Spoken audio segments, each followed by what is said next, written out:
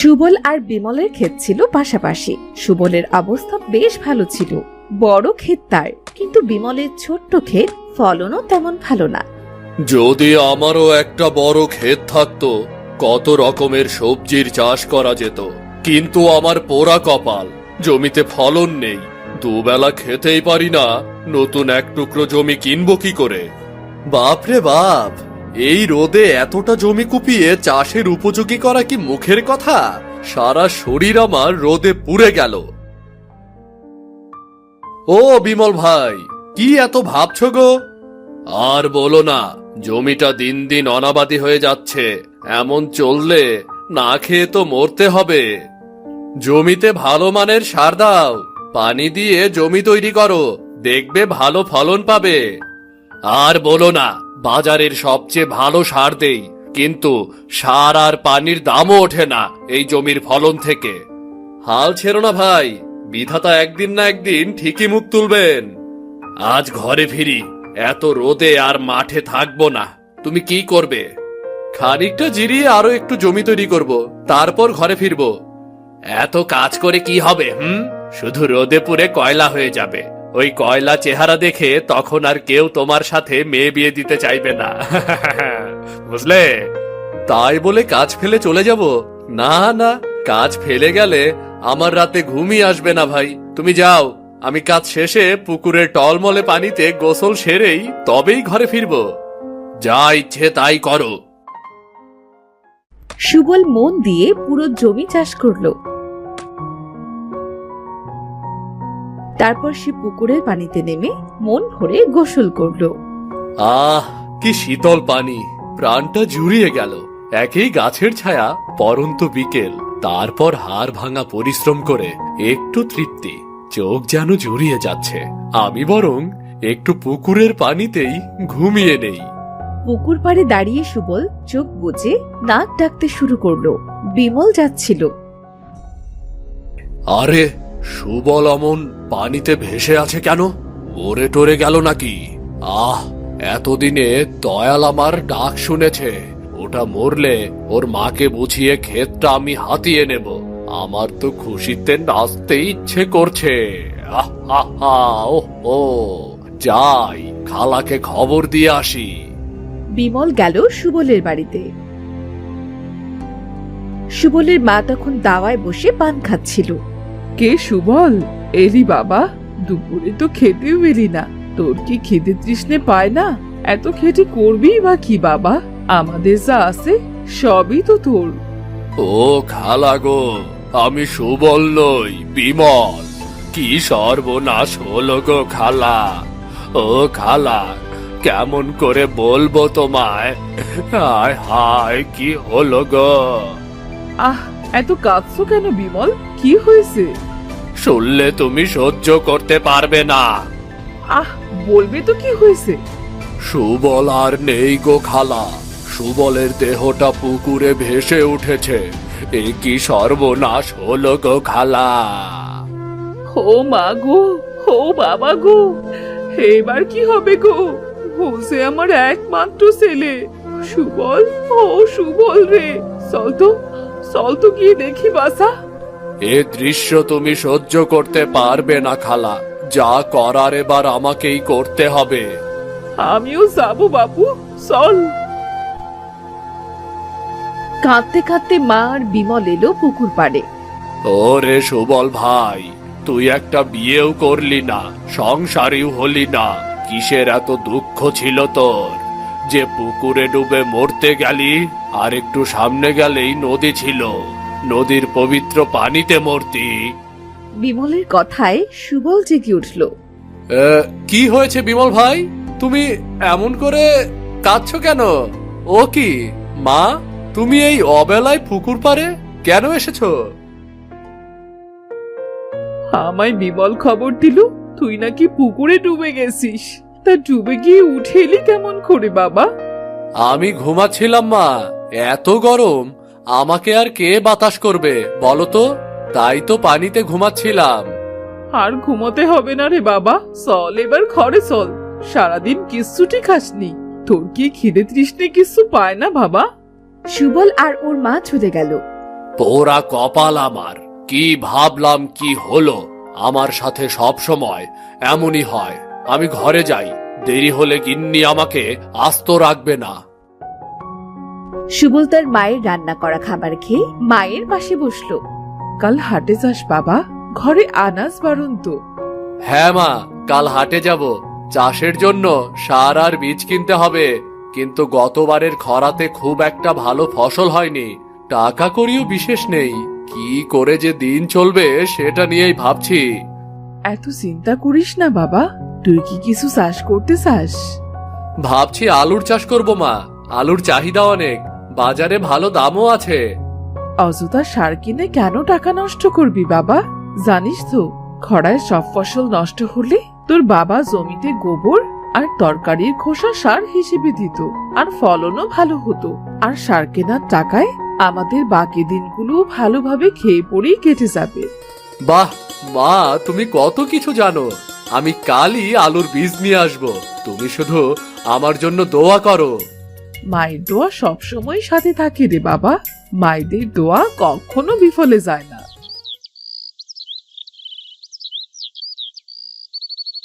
পরদিন সুবল আলুর বীজ কিনে এনে জমিতে চাষ শুরু করলো। এই আলুর ভালো ফলন হলে মাকে একটি নতুন শাড়ি কিনে দেব। মা ছাড়া আমার আর কে আছে? মা আলুর শাক খেতে ভালোবাসে। এই যে আলুর বীজ, তাড়াতাড়ি বড় হ বাপু, মাকে যেন টাটকা আলুর শাক খাওয়াতে পারি। কে সুবল ভাই, আলুর চাষ করছো নাকি? হ্যাঁ ভাই, তা তোমার খবর কি? এবার কি চাষ করবে? আমিও ভাবছি আলুর চাষই করব। কি বলো? তা বেশ তো, কিন্তু আকাশে মেঘের দেখা নেই। জমিতে পানি দেব কেমন করে বলো তো? কেন, সেচ আছে তো। সেচের পানি নিয়মিত দিলেই জমিতে ফাটল ধরবে না, ফসলও হবে, আর কদিন পর এমনিতেই বৃষ্টি হবে। সেচ? ওরে বাপরে, সে তো বেজায় খরচ। ফলন পেতে খরচ তো করতেই হবে ভাই। কিছুদিন পর কদিন পর সুবলের জমিতে আলুর শাক জন্মালো। গাছগুলো যেন হাসছিল। আরে বাহ, কত আলুর শাক! আমি বরং মায়ের জন্য কটা শাক নিয়ে যাই। তোমার আলুর ক্ষেত যেন হাসছে, আর আমার আলুর গাছগুলো রুগ্ন হয়ে আছে। কত সার দিচ্ছি। সেচ দিতে হবে তো। তুমি তো সেচ দাও না নিয়ম করে। আর সেচ দিয়ে কি হবে? আষাঢ় মাসে এমনিতেই বৃষ্টি নামবে। আমি চলি ভাই। আলুর শাক খেয়ে সুবলের মা তো খুব খুশি হলো। আহ, শাক তো নয়, যেন অমৃত। যেমন মিষ্টি তেমনি সুস্বাদু। এবারে তোর ফলন খুব ভালো হবে রে বাবা, তুই আলু তোলা শুরু করে দে। ঠিক আছে মা। ওদিকে এক ভিখারি বিমলের কাছে কটা আলু শাক চাইতে এলো। কতদিন একটু গরম ভাত খাইনি রে বাবা, সবজির এত দাম যে কেনার সাধ্য আমার নেই। ইস, যদি কটা আলু শাক পেতাম, নুন মরিচ দিয়ে ভর্তা করে খেতাম রে বাবা। এই, কে তুমি? আমার ক্ষেতের দিকে এমন নজর দিচ্ছ কেন? আমি এক অসহায় ভিখারি বাবা, আমায় কটা আলু শাক দেবে?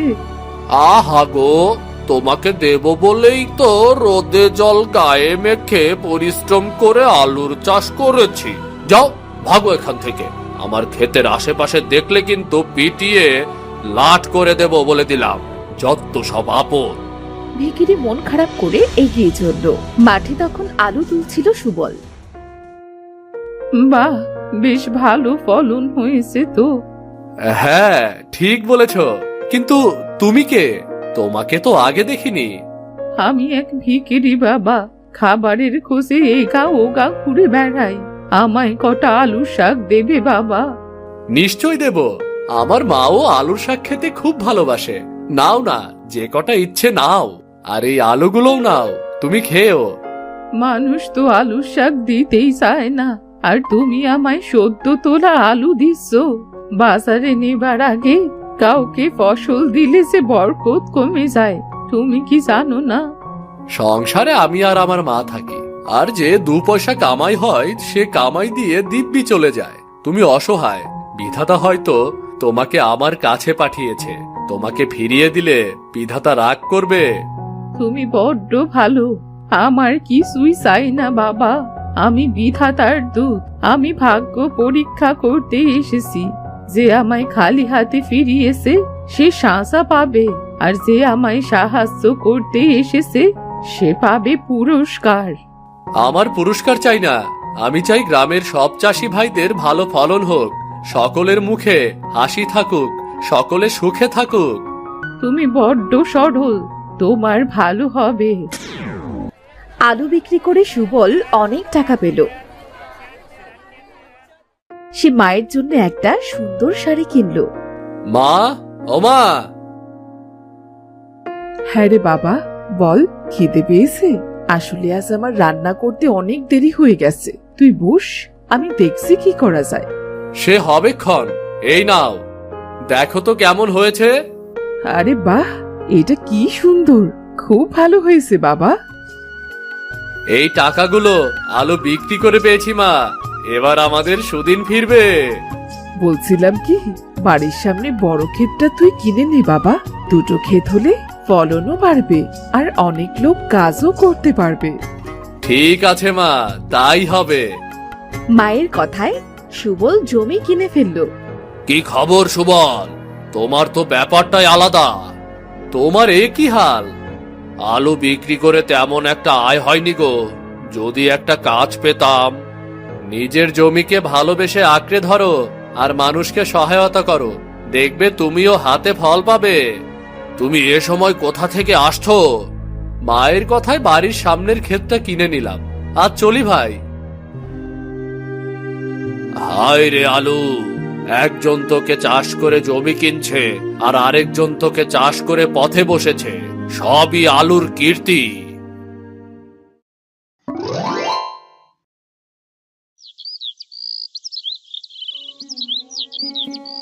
শাশুড়ি তার ছেলে, বৌমা ও নাতিকে নিয়ে বসবাস করত।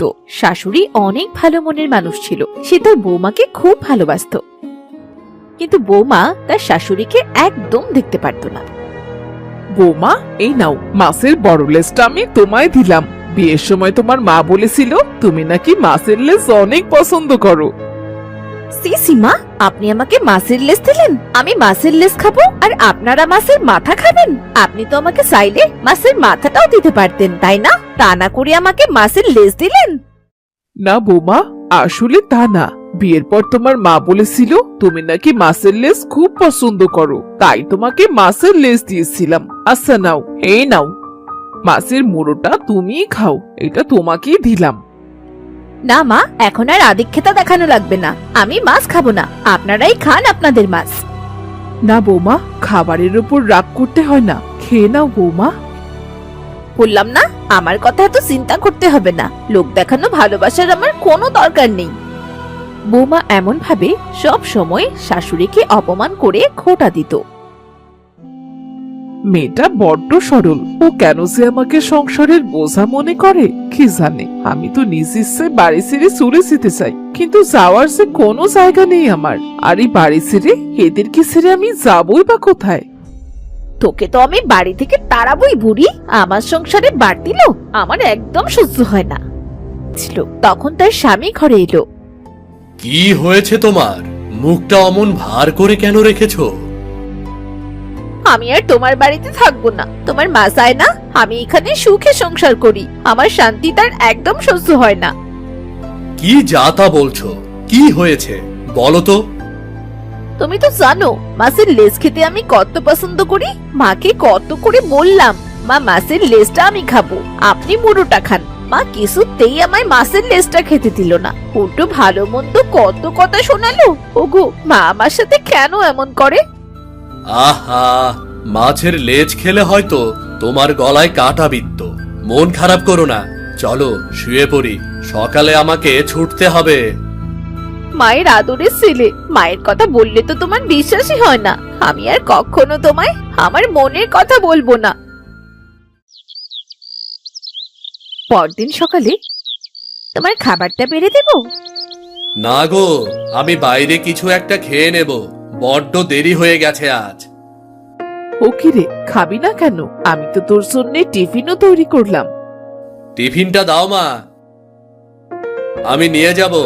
আজ তাড়াতাড়ি যেতে হবে। আজ তো সপ্তাহের বাজারটা করতে হবে রে খোকা। আচ্ছা মা, তুমি যাও, আমি দেখছি কি করা যায়। আচ্ছা।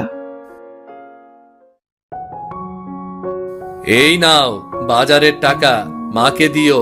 কাল আমি সব বাজার করব। না হলে তুমি গিয়ে এই বাজারটা করে নিয়ে এসো। কিছু সবজি আর মাছ আর যা যা লাগে, মশলা টশলা, এগুলো নিয়ে এসো। আচ্ছা ঠিক আছে, মা তো অসুস্থ, তাকে কষ্ট করে যেতে হবে না, আমি গিয়ে বাজারটা করে নিয়ে আসবো। ঠিক আছে, তুমি সত্যি খুব ভালো, সব দিকে তোমার খেয়াল। আমি চলি, মায়ের খেয়াল রেখো, তোমরাও সাবধানে থেকো। এমন খেয়াল রাখবো যাতে সহজেই বাড়ি ছাড়া করা যায়। বৌমা ছেলের কাছে ভালোর অভিনয় করত, কিন্তু অন্যদিকে শাশুড়িকে অপমান করত এবং কথা শোনাতো। নিজের দোষ স্বীকার না করে শাশুড়ির ওপর দোষ চাপিয়ে দিত। আচ্ছা মা, বাড়িতে তো রান্না করার মতো তেমন কিছুই নেই, আমি কি বাজার করতে যাব?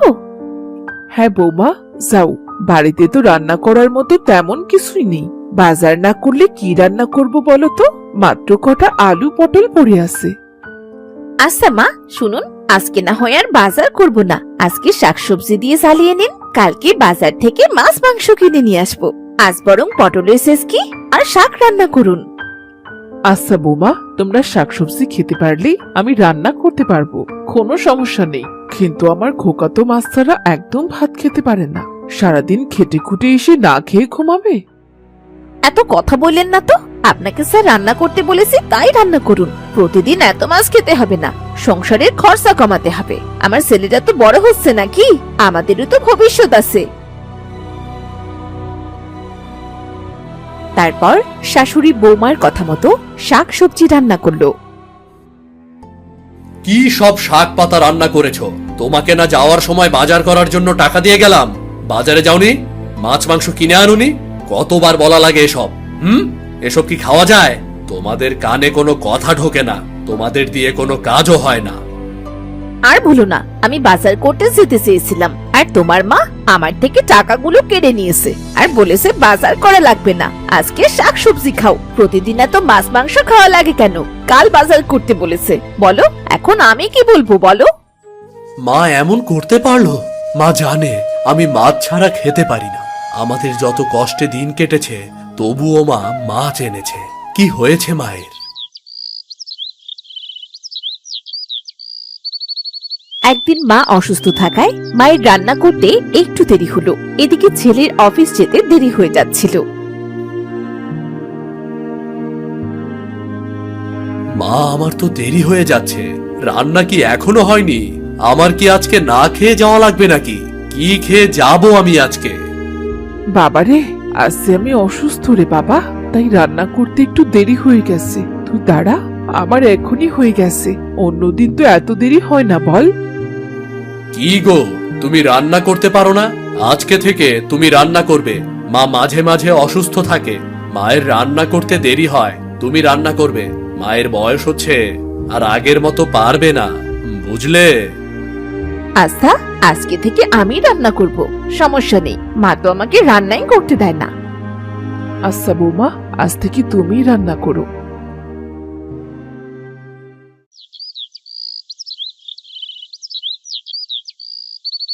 তার পরের দিন থেকে বৌমা রান্না করতে শুরু করলো। বৌমা যখন থেকে রান্না করতে শুরু করলো, সে শুধু তাদের দুজনের জন্য অল্প অল্প করেই রান্না করত।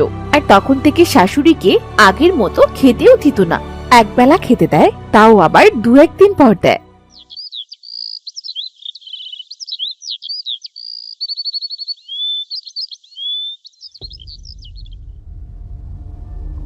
বৌমা, আমার না অনেক খিদে পেয়েছে মা, আমাকে একটু খেতে দিবে? দুদিন ধরে তো আমি কিচ্ছু খাইনি। মা, খাবার তো শেষ হয়ে গিয়েছে, এখন আর কোনো খাবার নেই। আপনারা তো খাওয়া কিসের? হ্যাঁ, এত জিভ কেন আপনার? খাবার না থাকলে একটু মুড়ি দাও, তাও তো কিছু খেতে দাও। কালকে থেকে কিচ্ছু খাইনি, একটু খাবার দাও না বৌমা। বলছি না খাওয়ার কিছু নেই, বুড়ো বয়সে এত খাওয়া লাগে কেন? জানতো, জ্বালিয়ে খেলো একদম। তারপর শাশুড়ি কোনো উপায় না পেয়ে সেখান থেকে চলে গেল।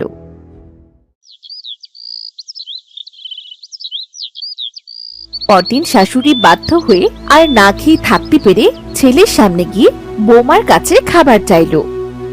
বৌমা, একটু খেতে দাও না মা, অনেক খিদে পেয়েছে। খিদের জ্বালা যে আর সহ্য করতে পারছি না মা, সামান্য একটু ভাত দাও, আমি নুন মেখে খেয়ে নেব। খাবার তো শেষ হয়ে গিয়েছে, এখন জানতো পরে খাবার দেব। বুড়ো মানুষ একবেলা না খেয়ে থাকলে কিছু হবে না। মা, তুমি সব সময় দিদার সাথে এমন করো কেন?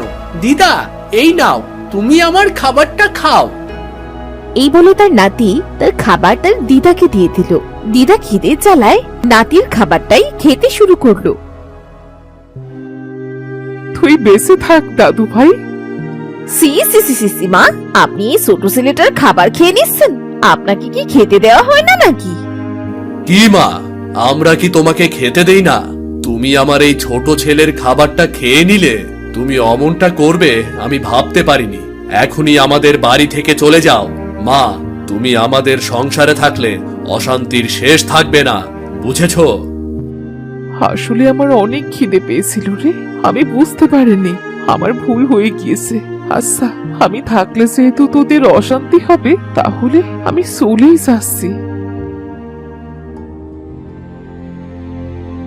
কোথায় যাচ্ছ দিদা? দিদা, তুমি কোথায় যাচ্ছ? জানি না রে দাদু ভাই, তবে সেখানেই যাই না কেন, তোর জন্যে অনেক দোয়া করব। তুই অনেক বড় মানুষ হ, ভালো থাকিস দাদু ভাই। তুমি যেখানেই যাও না কেন, আমাকে যেভাবেই হোক জানাবে, কিন্তু আমিও বড় হয়ে আমার মাকে সেখানে পাঠাবো। আমিও আমার মাকে এমন অত্যাচার করব। কি বলিস তুই এসব? হ্যাঁ মা, ঠিক বলেছি। তুমি দিদার সাথে এমন করছো, আমি কিন্তু বড় হয়ে ঠিক তোমার সাথেও ঠিক তেমনই করব। তোমাকেও বাড়ি থেকে বের করে দেব। তারপর বৌমা এবং ছেলে তাদের ভুল বুঝতে পারলো। আমার ভুল হয়ে গেছে মা, আমি আর এমনটা করব না। আপনি আর কোথাও যাবেন না, আপনি আমাদের সাথেই থাকবেন মা। আমি আর কখনো আপনার সাথে এমন আচরণ করব না। হ্যাঁ মা, তুমি আমাদের ক্ষমা করে দাও, আর এমন হবে না। মায়ের মন রে খোকা, ক্ষমা না করে পারি কিভাবে? তোরা যে তোদের ভুল বুঝতে পেরেছিস, এটাই অনেক। মাগো, আমি আপনাকে শাশুড়ি ভেবেছি, কিন্তু আজ থেকে আপনি আমার আরেকটা মা। আমাকে মেয়ের মতোই শাসন করবেন তো মা? ওরে পাগল মেয়ে, শাসন তো সেই করে যে সোহাগ করে রে। তোরা ছাড়া আমার কি আছে বলতো? তুমি যাবে না তো দিদা? তুমি আমাদের সাথেই থাকবে? হ্যাঁ রে দাদু ভাই। ভেতরে চলো মা, আমি তোমার খাবারের ব্যবস্থা করছি। আজ থেকে আমি তোমার খেয়াল রাখবো মা। ঠিক আছে, চল বাবা।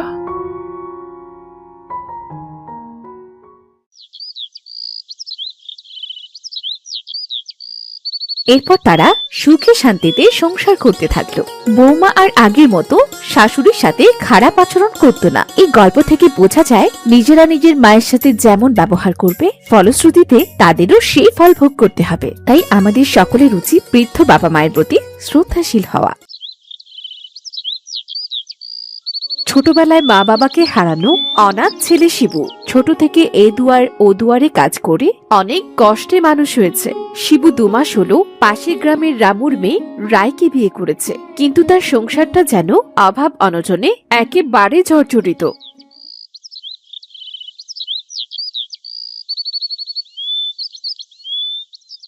কি গো, আজ সুজি খালি হাতে বাড়ি ফিরলে? বাড়িতে তো চাল ডাল কিছু নেই, রান্না করবো কি আজ? কি আর করব গিন্নি, জমিদার মশাই তার খেতে কাজ করিয়ে টাকা দিচ্ছে না। আজ না কাল, কাল না পরশু, এমন করছে শুধু। বলি, বেড়ালের মতো অমন মিউ মিউ করে কথা বললে তো টাকা বাকি রাখবে, জোর দিয়ে চাইতে পারো না? এই তো, তুমি তো জানো আমি মানুষের ওপর বড় গলায় কথা বলতে পারি না।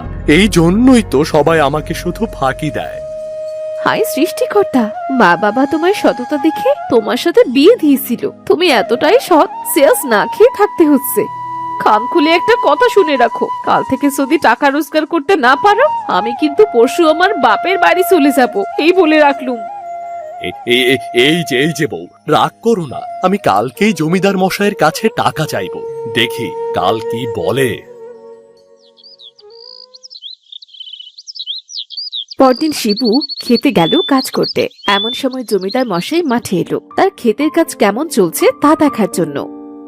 কি রে শিবু, মন দিয়ে কি কাজ করছিস?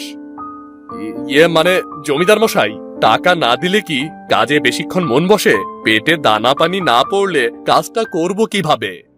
হারামজাদা, আমার খেয়ে আমার দে, আমার নামে বদনাম করছিস। আপনারটা খেলাম কোথায় জমিদার মশাই? নিজে খেটে তারপরেই টাকা রোজগার করি, তারপরেই আপনি টাকা দেন আমাদেরকে। তাই বলছিলাম, আজ টাকা না দিলে কাল থেকে আর খেতে আসবো না। তুই আর আসবি না কি রে? তোকে আমি আর এই মাঠের কোনো জমিতে কাজ করতে দেব না, আর তোর কোনো টাকাও দেব না। দয়া করে এমন কথা বলবেন না জমিদার মশাই। আপনি যদি আজ টাকা না দেন, তবে আজও আমাদের না খেয়ে থাকতে হবে। হ্যাঁ রে, হা করে দেখছিস কি? যা, ওই ব্যাটাকে আমার জমির থেকে ঘাড় ধাক্কা দিয়ে বের করে দে। জমিদার মশাই, দয়া করে এমনটা করবেন না। জমিদার মশাই, জমিদার মশাই। শিবু মন খারাপ করে বাড়ি ফিরে এলো। তার মুখটা এমন ভার দেখে তার স্ত্রী তাকে বলল, কি গো, মনটা তো খারাপ কেন? সকাল সকাল তোমার আবার কি হলো? কি হয়নি তাই বলো বউ। জমিদার কাজের টাকাও দেয়নি, আর বলেছে পুরো মাঠের কোথাও কাজ করতে দেবে না আমাকে। জানতাম, আমি ঠিক জানতাম বেটা টাকলুর মতলব খারাপ, তাই টাকা দিচ্ছে না। যাই হোক, ওসব নিয়ে তোমায় আর ভাবতে হবে না। তুমি দাঁড়াও, আমি ঘর থেকে এক্ষুনি আসছি।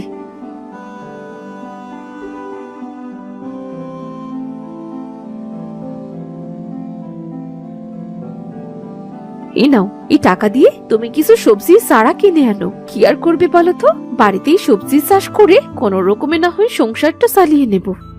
এই কটা টাকায় অল্প কিছু সবজির চারাই হবে, তারপরেও দাও, হাটে গিয়ে দেখি তো আগে।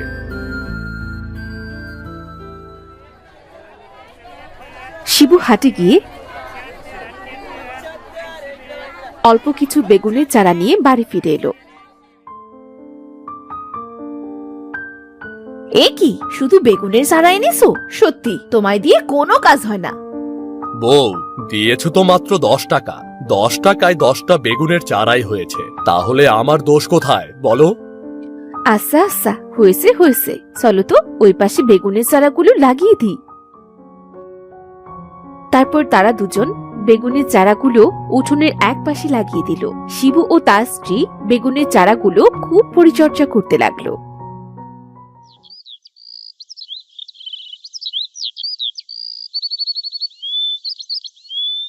চারাতে নিয়মিত পানি দেওয়া, নিয়মিত চারার গোড়া পরিষ্কার করে সার মাটি দেওয়া। দেখতে দেখতে চারাগুলো বেশ বড় হয়ে গেল। শুনছো, দেখেছো, অল্প কয়েকদিনের ভেতরে বেগুন গাছগুলো কত বড় হয়ে গেছে। হ্যাঁ বউ, আর কয়দিন আমাদের কষ্ট করতে হবে। অল্প কিছু দিনের ভেতরেই গাছে বেগুন ধরবে। কয়েকদিনের ভেতরেই গাছে বেগুন ধরলো। শিবু ও তার বউ খুব খুশি হলো। বউ, গাছে দেখো কত বেগুন ধরেছে। আজ থেকে এই বেগুন আমি বিক্রি করব। কিছুটা হলেও তো সংসারের অভাবটা ঘুচবে। হ্যাঁ গো, কোন রকম একবেলা খেয়ে দিনটা পার করতে পারলেই হলো। আজ বেগুন বিক্রি করে সে কয় টাকা পাবে তা দিয়ে অনেকগুলো বেগুনের চারা কিনে আনবে। আমাদের দক্ষিণে যে জমিটা পড়ে আছে সেখানে বেগুনের চাষ করব। এমন বুদ্ধি তো মাথায় আগে আসেনি বউ। ঠিক আছে, কাল আমি নাঙল দিয়ে চাষ করব, বেগুনের চারা লাগিয়ে দেব। তারপর শিবু গাছ থেকে বেগুন তুলে বাজারে গেল বেগুনগুলো বিক্রি করতে। শিবুর বেগুনগুলো দেখতে সতেজ ও টাটকা হওয়ায় দেখতে দেখতে সব বিক্রি হয়ে গেল। যাক, বেশ কিছু টাকার বেগুন বিক্রি করলাম। আজ এ টাকা দিয়ে কিছু বেগুনের চারা কিনব। আমাকে কিছু টাকা দেবে বাবা? আজ 2 দিন হয় কিছু খাইনি। কিছু টাকা হলে পেট ভরে 2টো ডাল ভাত খেতাম। এ কয় টাকার বেগুন বিক্রি করলাম? টাকাগুলো দিয়ে তো বেগুনের চারা কিনতে চেয়েছিলাম। থাক, আজ না হয় বেগুনের চারা কিনবো না। আজকের বেগুন বেচা টাকা দিয়ে এই বুড়িমার বরং পেট ভরে ডাল ভাত খাওয়াই। কি হলো বাবা, দেবে না কিছু টাকা? নিশ্চয় বুড়িমা, এই নাও আমার আজকের সব রোজগার। আজ তুমি পেট ভরে ভাত খেও, কেমন? তোমাকে অনেক ধন্যবাদ বাবা। এই নাও, এই বেগুনের চারাটা তোমার জমিতে লাগিয়ে দিও। বুড়িমা, আমি তো পুরো ক্ষেতে বেগুন গাছ লাগাতে চেয়েছিলাম। একটা চারায় আর কি হবে, তারপরেও দিয়ে দাও, লাগিয়ে দেব।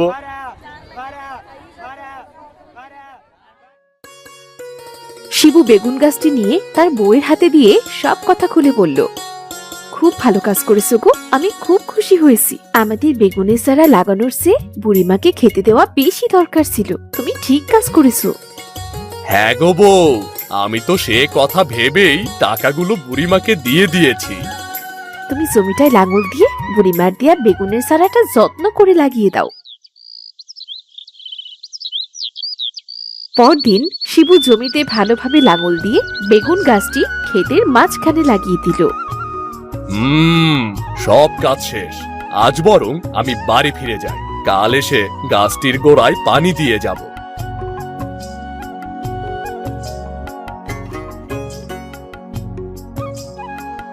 বাড়ি এসেছো? হাত মুখ ধুয়ে এসো, আমি খাবার দিচ্ছি। গাছে তো এখনো অনেকগুলো বেগুন আছে।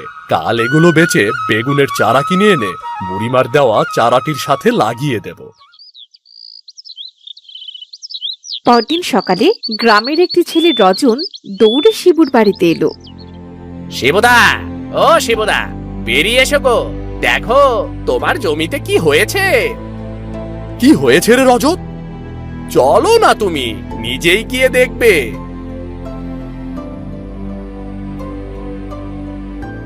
এটা কিভাবে সম্ভব? রাতারাতি পুরো জমিতে বেগুন গাছ আর বেগুনে পরিপূর্ণ হয়ে গেছে। হ্যাঁ গো শিবুদা, সবাই বলছে তোমার বেগুন খেতে জাদু লেগেছে। বেগুনের যে দাম, তুমি তো বেগুন বিক্রি করে রাতারাতি লাখপতি হয়ে যাবে গো। হ্যাঁ রে রজত, এই অভাগী শিবুর কপালটা এবার মনে হয় খুলে গেল রে। শিবু গাছ থেকে সব বেগুন তুলে বাজারে বিক্রি করে অনেক টাকা পেল। প্রতিদিন গাছ থেকে সব বেগুন উঠানোর পরও গাছের বেগুন যেন ফুরাতই না। কিছুদিনের ভেতরই শিবু বেগুন বিক্রি করে অনেক টাকার মালিক হয়ে গেল।